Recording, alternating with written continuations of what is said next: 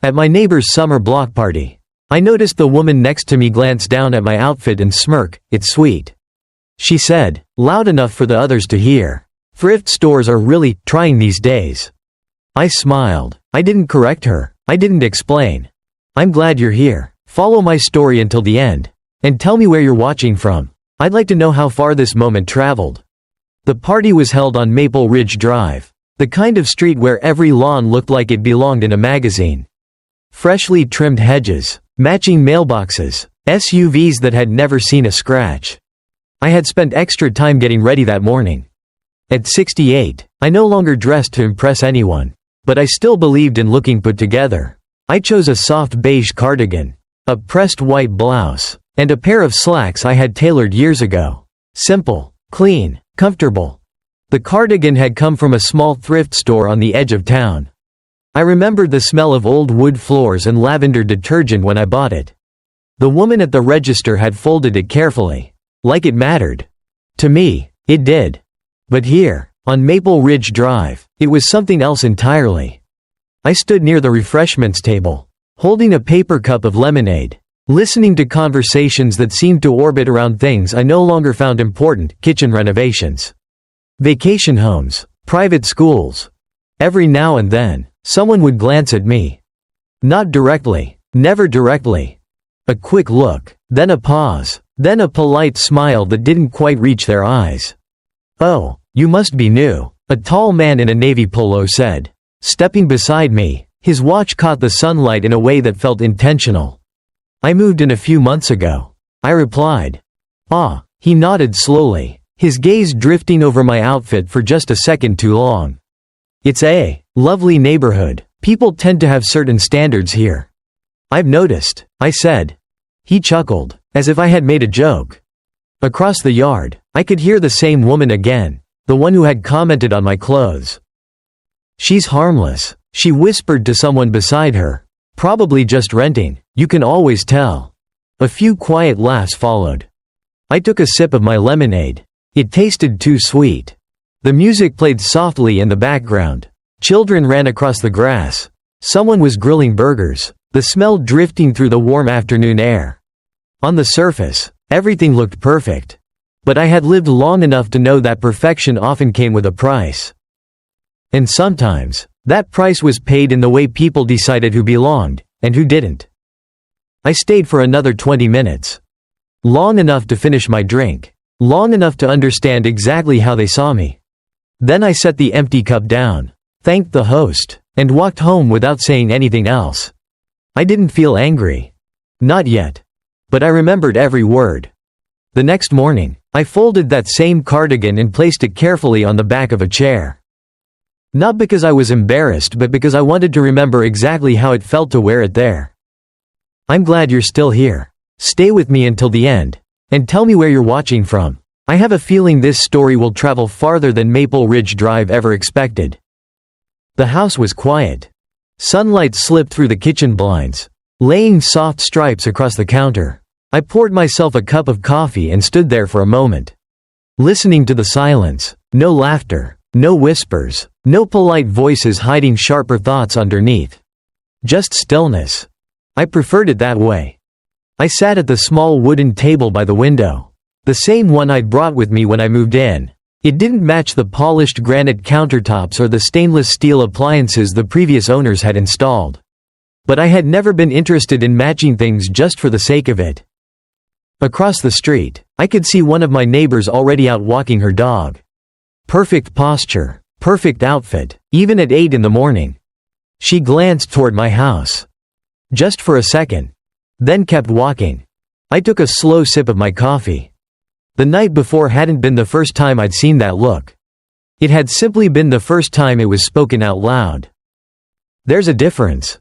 I opened the drawer beside me and pulled out a small stack of papers, closing documents, property maps, and a few notes I had been organizing over the past few weeks. Nothing unusual at first glance. Just routine paperwork.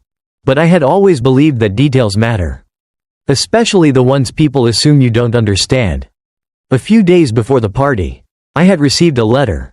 It was addressed formally, stamped with the logo of a real estate firm based downtown. At the time, I had set it aside, thinking I would read it later. Now, I unfolded it carefully. The language was precise, professional, but beneath it, there was something else, an opportunity, quietly waiting. The surrounding properties on Maple Ridge Drive, several parcels were being evaluated. Ownership structures were more complicated than they appeared. I traced one line with my finger, reading it again. Then again. Outside, a car door slammed, laughter followed, familiar voices. The same voices from the party. I folded the letter neatly and placed it back on the table. People often mistake simplicity for lack of understanding. They see quiet and assume absence. They see restraint and assume limitation. I finished my coffee and stood up, moving with the same steady rhythm I had carried for years. By mid-morning, I had made 2 phone calls. The first was to a number at the bottom of that letter. The second was to someone I hadn't spoken to in quite some time. "Good morning," I said when the line connected. "I believe it's time I reviewed a few properties." There was a pause on the other end, then a shift in tone. Professional, attentive, respectful. I looked out the window again, toward the neat rows of houses, the trimmed lawns, the quiet confidence of a neighborhood that believed it understood its own boundaries. I didn't rush. I didn't need to. Some things aren't changed in a moment. They're changed quietly, piece by piece. By noon, I was sitting in a quiet office overlooking downtown, a glass wall separating me from the hum of traffic below. The man across from me wore a tailored gray suit and the kind of expression that adjusted itself depending on who he was speaking to. When I first walked in, that expression had been polite, but distant. Now, it was something else. Focused. "Mrs. Carter," he said, glancing down at the documents in front of him, then back at me. I have to admit, I didn't expect this level of interest. I folded my hands neatly in my lap. "I imagine you didn't." He gave a small nod, as if recalibrating. The folder he had opened contained maps, clean lines dividing parcels of land, each labeled with addresses I recognized. Maple Ridge Drive, every house, every lot, every carefully maintained illusion of permanence. "I've been reviewing the ownership structure," he continued. "Several of these homes are part of a shared development agreement. Some are individually owned, but others," he paused, "others are tied to a larger holding group." "I read that," I said quietly. He looked at me again, this time more carefully. "The group has been considering restructuring," he added. "There's been talk of selling portions. Quietly, not publicly listed yet." I nodded once. "That's why I'm here." Outside the window, a line of cars moved steadily through the intersection. From this height, everything looked smaller, simpler, easier to understand. "I'd like to begin with the adjacent parcels," I said, sliding one of the maps slightly toward him. "The ones bordering Maple Ridge Drive." He followed my gesture, his fingers resting lightly on the paper. "That's a significant acquisition," he said. "I'm aware." There was a brief silence. Then he cleared his throat, straightening slightly in his chair. "Of course, we can explore that. I'll need to confirm availability and initiate preliminary discussions with the current stakeholders." "Take your time," I replied, "but not too much." A faint smile touched his lips. "Respect, this time, not courtesy." "I understand." When I left the building, the afternoon sun felt warmer than it had that morning. I didn't rush back home. Instead, I drove slowly through Maple Ridge Drive, past the identical mailboxes and carefully chosen paint colors. A gardener was trimming hedges in front of one house. 2 women stood near the sidewalk, talking in low voices, their posture relaxed in that effortless way that comes from feeling like you belong. As I passed, one of them glanced at my car. Recognition flickered, then curiosity, then something uncertain. I continued driving. They didn't wave, neither did I. At home, I placed the folder on my kitchen table, right beside the folded cardigan. For a moment, I looked at both. One represented how they saw me. The other, what they hadn't bothered to see. I ran my hand lightly over the fabric, then over the edge of the documents. No anger, no urgency. Just clarity. That evening, as the sun dipped behind the houses, my phone rang. The number was unfamiliar. "Mrs. Carter," the voice on the other end said. Measured and professional. This is Daniel Reeves. We've reviewed your inquiry. A pause. Several of the parcels you asked about may be available sooner than expected. I leaned back in my chair, looking out at the quiet street. I thought they might be. Another pause, slightly longer this time. Would you like us to proceed? I didn't answer immediately. Across the street, porch lights began to turn on, one by one. Carefully maintained, predictable. I smiled, just a little. Yes, I said, let's begin. Yes, I said, let's begin. The line went quiet for half a second, just long enough to feel the shift. Understood, Daniel replied. We'll start with the bordering parcels. I'll have initial terms drafted within 48 hours. Thank you, I said, and ended the call. I didn't move right away. The house was still, the kind of stillness that doesn't ask anything from you. Outside, the neighborhood carried on as it always did, garage doors opening. Distant laughter, the low hum of evening routines settling into place. Everything looked the same. But I had lived long enough to know, sameness is often just timing. I stood up slowly and walked to the window. Across the street, the same woman from that morning was arranging flowers near her porch. She stepped back, tilted her head, adjusted one stem, then another, careful, intentional, as if every detail mattered. I watched for a moment. Then I turned away. Later that night, I opened a small box I hadn't touched in years. Inside were old photographs, a few letters, and beneath them, neatly folded, a document I had kept not out of necessity, but out of habit. I unfolded it carefully.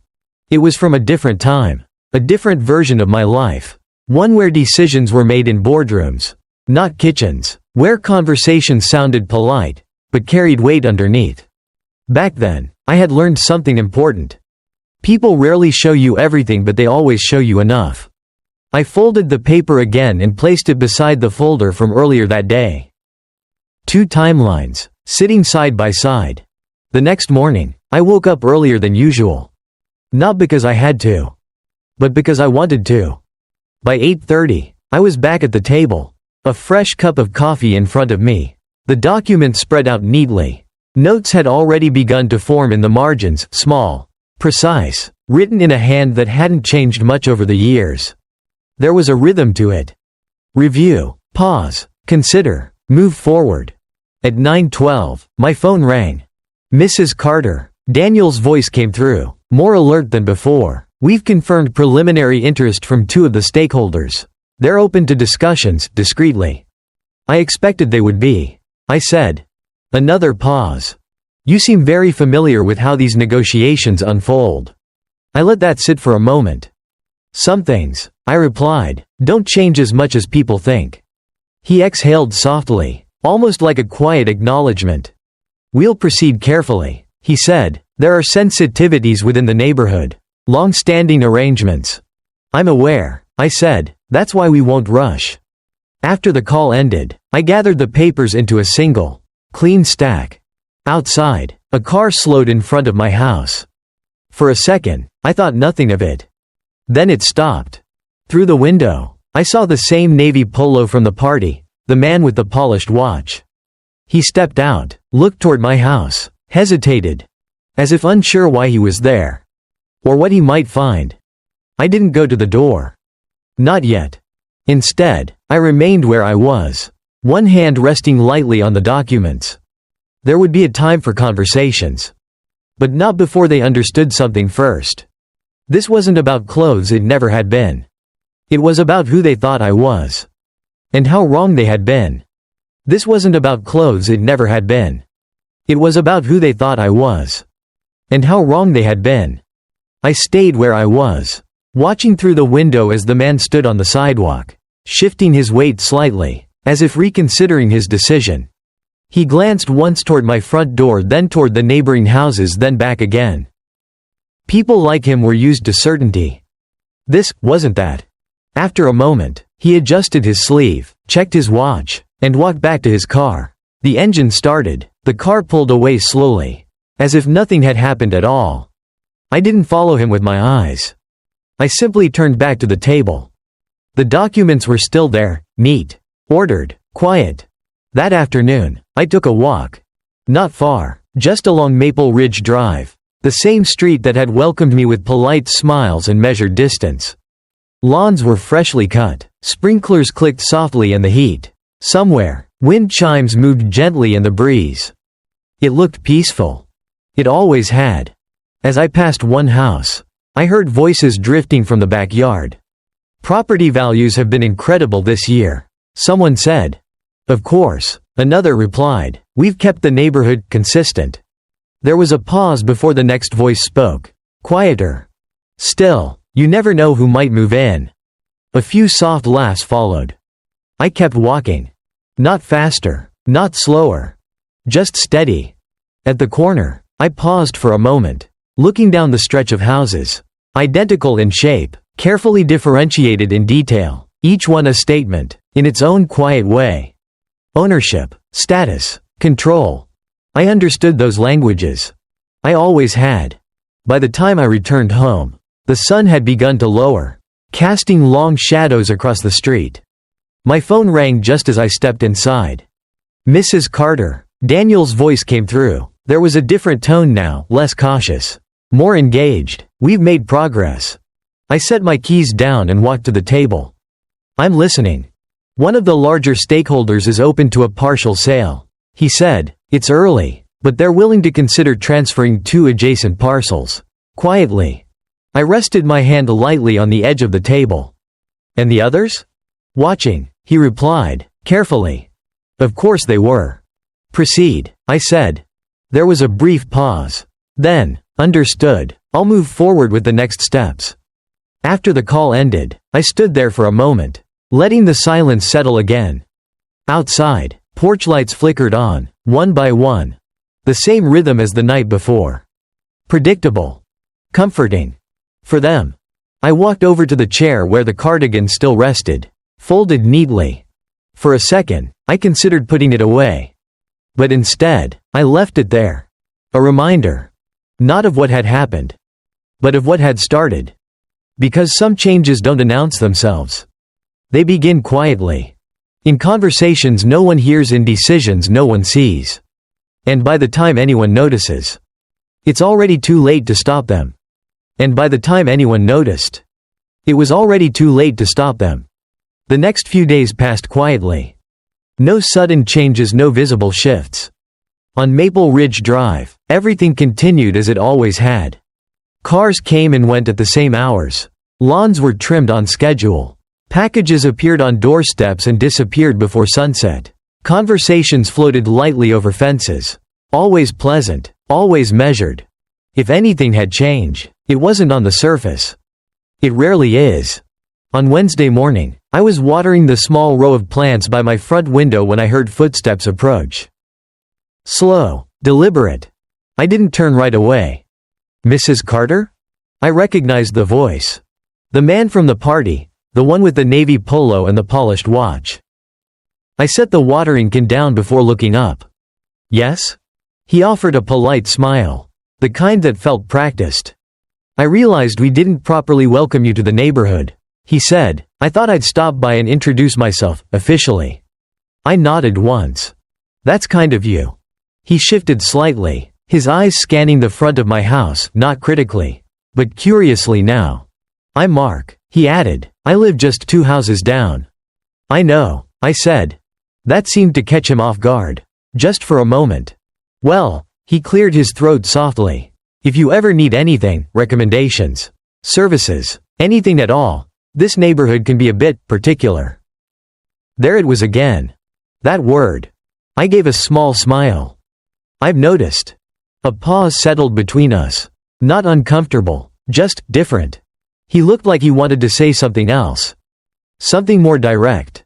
But instead, he nodded and stepped back. "Anyway," he said, "welcome." "Thank you," I replied. I watched as he walked away. Slower than before. Not as certain. That afternoon, my phone rang again. "Mrs. Carter," Daniel said, his voice lower this time. "We've secured the first agreement." I closed my eyes briefly, not in relief, but in acknowledgement. "Which parcel?" "The corner lot, the one bordering the east side of Maple Ridge." I pictured it immediately. Wide frontage, clean lines, a quiet anchor to the street. Good, I said. There's more, he continued. Once word reached the other stakeholders, the tone shifted. In what way? They're asking questions now, he said. About you. I leaned back slightly in my chair. That was inevitable. Another pause. Would you like me to disclose anything? No, I said calmly. Let them wonder. Daniel exhaled softly. Understood. After the call ended, I walked back to the window. Across the street, two neighbors stood talking again. But this time, when one of them glanced toward my house, she didn't look away as quickly. Her expression lingered. Not dismissive. Not amused. Just uncertain. I held her gaze for a moment. Then gently pulled the curtain closed. Not to hide. But because I no longer needed to watch. They would start watching on their own. And when they did, they would begin to understand something they had missed from the very beginning. I had never been out of place here. I had simply arrived, before they knew what to look for. I had never been out of place here. I had simply arrived, before they knew what to look for. By the end of the week, the atmosphere on Maple Ridge Drive had shifted. Not dramatically. Not in a way anyone would openly acknowledge. But in the small things. The pauses in conversation when I walked by, the second glances that lasted just a moment longer, the way voices lowered, not out of politeness, but out of awareness. People were beginning to notice something. They just didn't know what yet. On Friday afternoon, a black sedan pulled up in front of my house. It wasn't flashy. It didn't need to be. The kind of car that didn't ask for attention, but always received it. I stepped outside just as Daniel got out from the passenger side. A leather folder tucked neatly under his arm. "Mrs. Carter," he said with a slight nod. "Daniel." He glanced briefly up and down the street. Curtains shifted, a door across the road closed a little too quickly, someone slowed their walk just enough to look without appearing obvious. He noticed. Of course he did. "May we?" he asked, gesturing toward the house. Of course. We sat at the same kitchen table where everything had begun to unfold. He opened the folder with quiet precision. "2 parcels are now under contract," he said, "the corner lot, as we discussed, and the adjacent property to the north." I didn't react immediately. "Clean titles?" I asked. "Yes, no complications." "And the others?" He allowed himself a small pause. "They're nervous." I nodded slightly. "They should be." Daniel slid a document toward me. "This is where it becomes more visible," he said. "Once these transactions close, it won't remain private." I looked down at the paper, then back at him. "That's fine." He studied my expression for a moment. "You anticipated this," he said. "I've seen it before." Outside, a car passed slowly, too slowly. Someone was watching. "Word is spreading," Daniel added, "not officially, but enough." "Good," I said. Another brief silence settled between us, not uncomfortable, just measured. "There's been an inquiry," he continued, "from one of the homeowners association board members." I almost smiled. "And? They'd like to understand your intentions." I folded my hands gently on the table. "They'll understand soon enough." Daniel nodded, closing the folder. "I'll proceed with the next acquisitions." "Thank you." When he left, the quiet returned, but it felt different now. Heavier. Charged.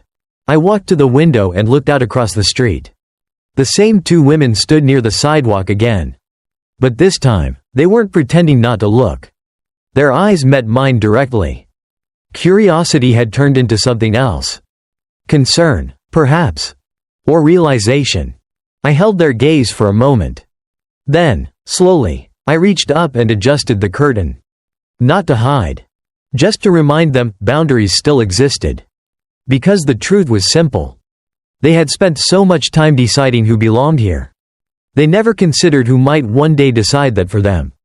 They had spent so much time deciding who belonged here.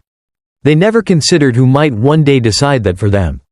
The following week, everything began to move faster. Not visibly. Not in a way that would make headlines or draw attention from outside the neighborhood. But beneath the surface, the structure was shifting. Monday morning, I met Daniel at the bank. Not the local branch on the corner, the one everyone on Maple Ridge used, but a private office downtown. Quiet and removed from casual observation. The kind of place where conversations stayed behind closed doors. Funds have been allocated, he said, sliding a document toward me. We've also secured temporary holding entities. Just as you requested. I reviewed the page carefully. Names, numbers, layers. Each one placed exactly where it needed to be. Good, I said, keep everything separate for now. He nodded. That will make it harder to trace, at least initially. That's the point. There was no need to rush visibility. Not yet. Outside, the city moved at its usual pace, people crossing streets, cars idling at lights, the ordinary rhythm of a place that never paused long enough to notice quiet decisions being made above it. By Wednesday, the second contract had closed. By Thursday, a third conversation had begun. They're starting to compete, Daniel said over the phone that afternoon. The remaining stakeholders, some of them want to sell before the others do. I leaned back in my chair, looking out at the row of houses across the street. Predictable, ordered. Then let them, I said. That could accelerate things. It should. There was a brief silence. You're changing the balance, he added. No, I said calmly, I'm revealing it. That evening, there was a knock at my door. Not hesitant this time. Firm. Measured. When I opened it, Mark stood there again, but he wasn't alone. Beside him was a woman I recognized from the party, the one who had laughed a little too easily. Her smile this time was careful. Mrs. Carter, Mark began, we were hoping to speak with you. I stepped aside slightly, but didn't invite them in. Yes? They exchanged a quick glance. We've been hearing things, the woman said, about some property changes in the area. Real estate tends to change, I replied. Mark cleared his throat. Of course, it's just that Maple Ridge has always been stable. People like to keep things consistent. I held his gaze. I'm sure they do. Another pause. Longer this time. We were wondering, he continued, choosing his words more carefully now, if you might be involved in any of those changes. I didn't answer immediately. Instead, I let the silence sit between us. Not uncomfortable. Just intentional. Then I gave a small, polite smile. I've always believed, I said, that people should pay attention to what's happening around them. The woman shifted slightly. Mark nodded, slower this time. Yes, I suppose that's true. They didn't stay much longer. When they left, their steps were quieter than before. Not confident. Not dismissive. Just uncertain. I closed the door gently and returned to the table. The documents were waiting. Neat, precise, unfinished. I sat down and picked up my pen. Because by now, the neighborhood had started to ask questions. And soon, they would have to live with the answers. And soon, they would have to live with the answers. The invitation arrived 2 days later. Hand-delivered. Cream-colored envelope, my name written carefully across the front, as if effort alone could soften intent. I found it tucked neatly between my front door and the frame. Inside was a single card. Maple Ridge Homeowners Association, special meeting Saturday. 10:00 a.m. attendance requested. Requested. I placed the card on the table beside the documents and looked at it for a moment longer than necessary. They had moved from whispers to structure. That was expected. Saturday morning came with clear skies and a stillness that felt almost deliberate. The meeting was held at the corner property, the same one now quietly under contract. I arrived a few minutes early. Not because I needed to, but because I preferred to observe before being observed. Chairs had been arranged in neat rows across the lawn. A long folding table stood at the front, occupied by 3 members of the association board. Papers were stacked, pens aligned, order, carefully maintained. Neighbors gathered in small clusters. Low voices, controlled expressions. As I stepped onto the grass, conversations shifted. Not stopped. Just adjusted. I took a seat near the middle. Not the front, not the back. Exactly where I needed to be. Mark stood near the front, speaking with two others. When he noticed me, his posture changed, just slightly. Recognition, then calculation. The woman from the party stood beside him, arms crossed loosely, her expression no longer amused. At 10:03, the meeting began. A woman with silver hair and a practiced tone stood up. "Thank you all for coming," she said. "We've called this meeting to address some recent developments regarding property ownership within Maple Ridge." Careful wording. Neutral.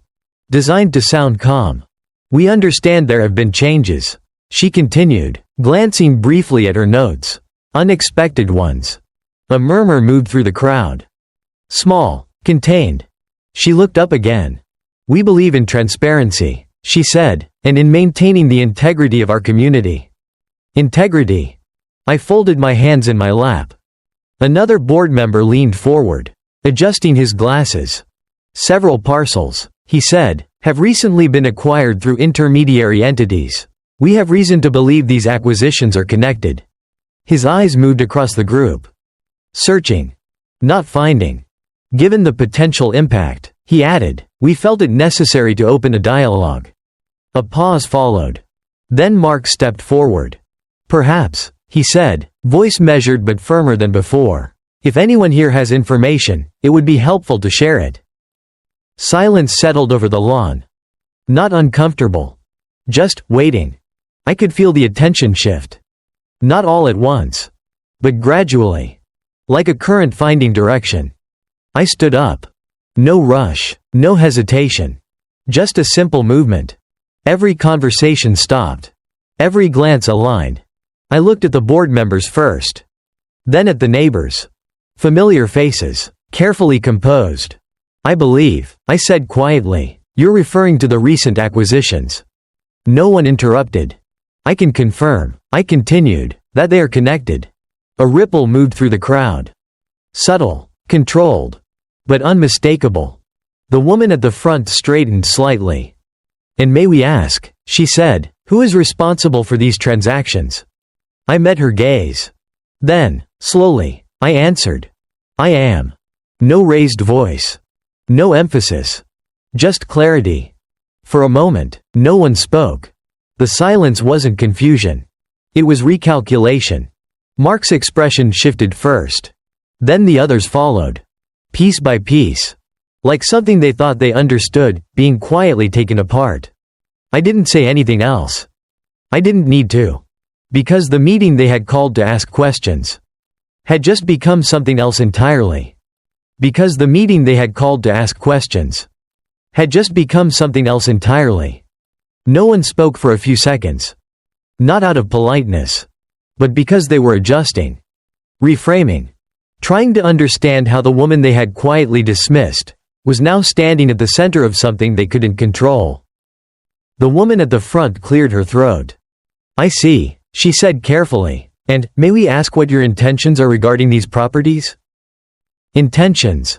Such a simple word. I looked around at the faces in front of me.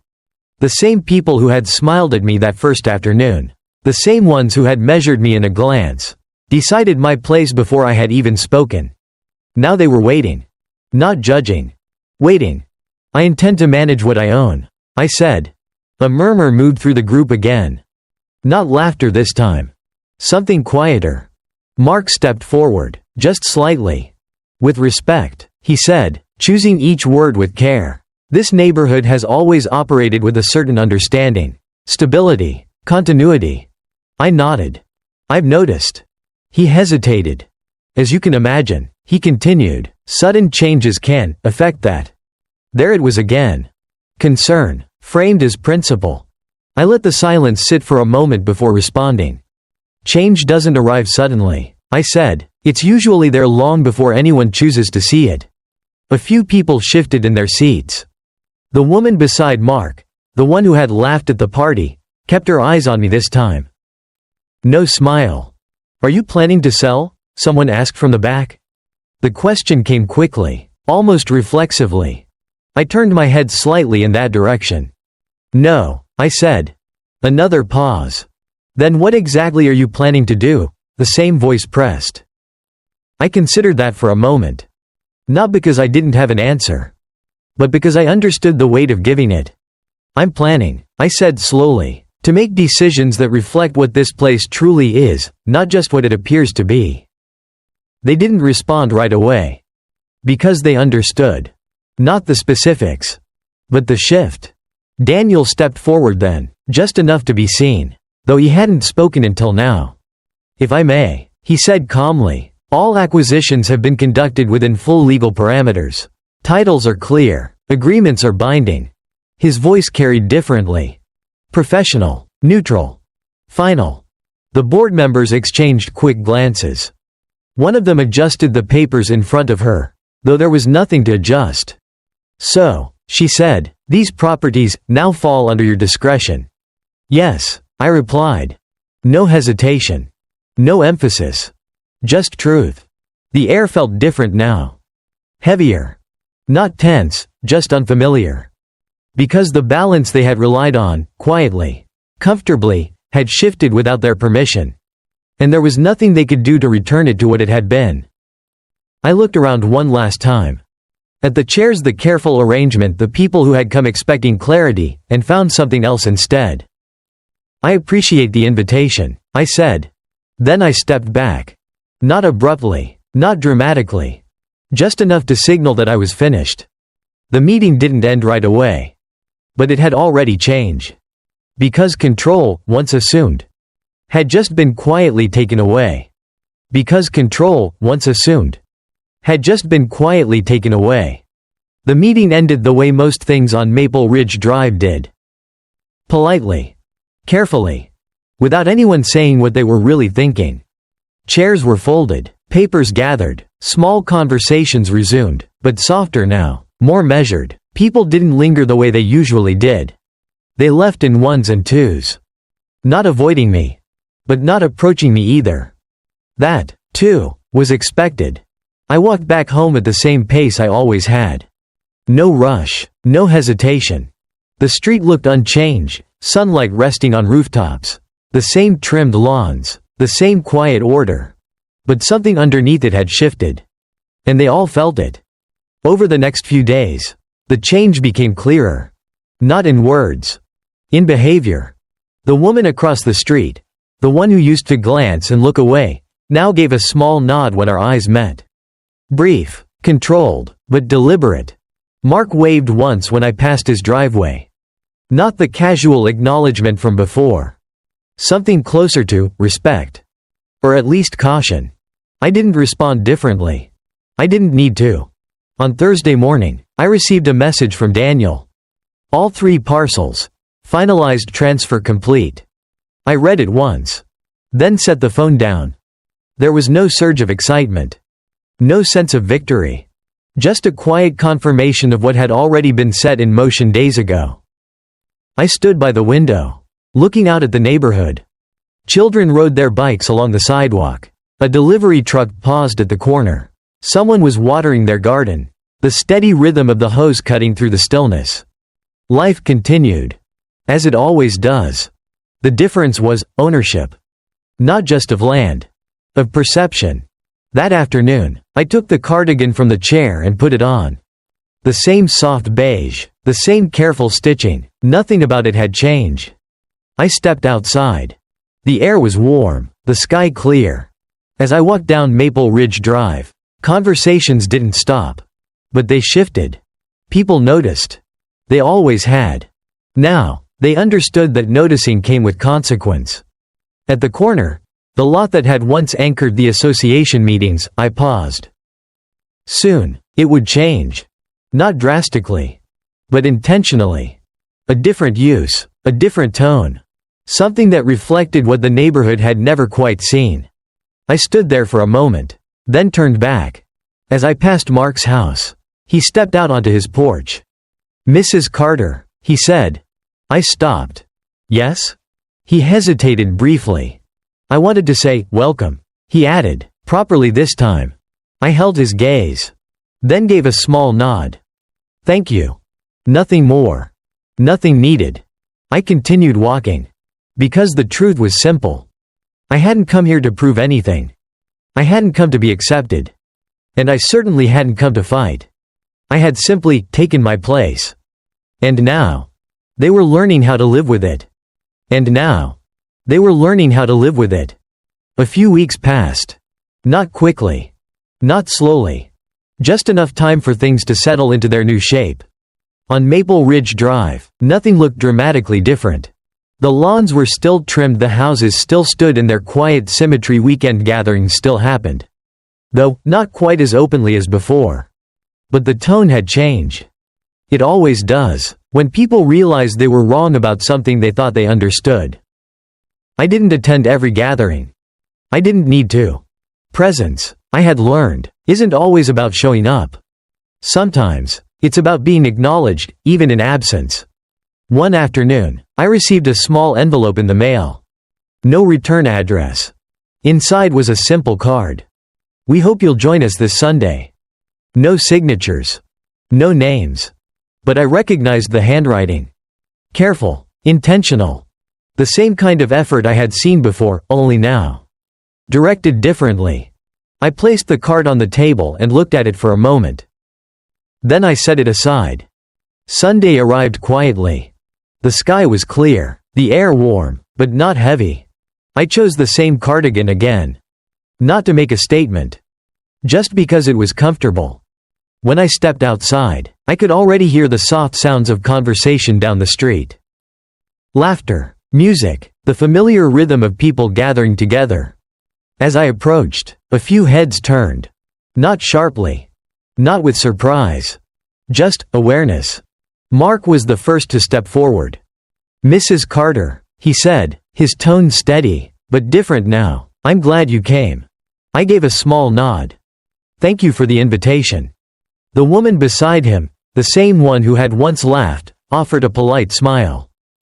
"Would you like something to drink?" she asked. "Water is fine," I said.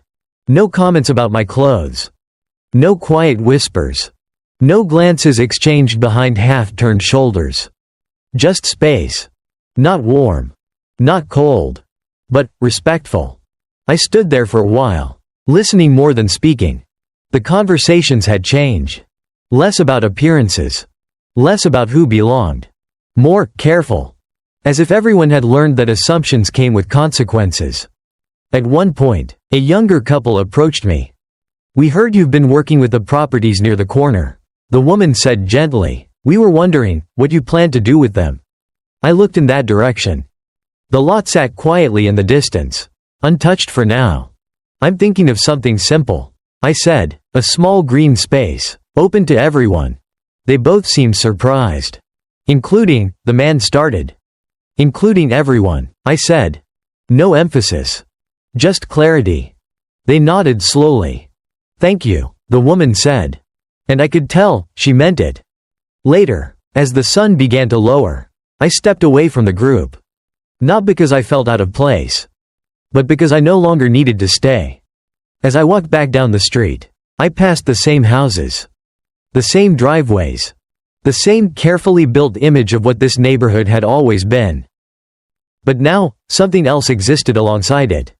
Awareness. I reached my front door and paused for a moment before going inside. Across the street, the woman who used to glance away gave me a small wave. I returned it. Simple. Equal. Inside, the house was quiet again. The same stillness. The same calm. I walked over to the chair where the cardigan usually rested. For a moment, I held the fabric between my fingers. Soft, worn, familiar. Then I folded it neatly and placed it back where it belonged. Not as a reminder of what had happened, but as a reminder of what hadn't changed. Because in the end, it was never about the clothes. It was never about the neighborhood. And it was never about proving anything to anyone. It was about understanding something most people overlook. That respect doesn't come from what you wear or where you live or what others think they see. It comes quietly. Built over time. Carried in the way you stand still when others expect you to react. And in the way you move, when the moment finally arrives. They had laughed at what I wore. They had decided who I was before I ever spoke. But in the end, they didn't change me. They changed the way they looked at me. And sometimes, that's the only change that matters.